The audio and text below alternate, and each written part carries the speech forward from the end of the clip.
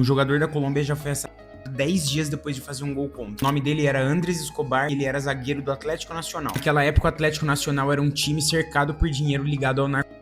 E o nome mais conhecido desse meio era o do Pablo Escobar. E não, o Andrés e o Pablo não eram parentes. Na Copa de 94, numa partida contra os Estados Unidos, o Andrés tentou cortar um cruzamento e acabou fazendo um gol contra. A Colômbia acabou perdendo aquele jogo e foi eliminada na primeira fase. 10 dias depois, ele estava saindo de uma casa noturna em Medellín, começou uma treta no estacionamento e um homem chamado Humberto Munhoz Castro deu 6 tiros no zagueiro. O Andrés Escobar morreu com 27 anos. Logo depois da morte dele, começou a rolar um papo de que aquele gol contra tinha feito alguns criminosos perderem uma aposta milionária. Só que a justiça colombiana nunca conseguiu provar que aquele gol contra tinha relação com a morte. O cara que matou o Andrés Escobar pegou 43 anos de prisão, ficou 10 anos preso e depois foi solto. Até hoje, muita gente acha que a morte foi por causa do gol contra, só que a justiça colombiana nunca conseguiu comprovar isso de fato. Mesmo assim, Escobar mostra pra gente um pouco sobre essa relação entre violência, futebol e na Colômbia.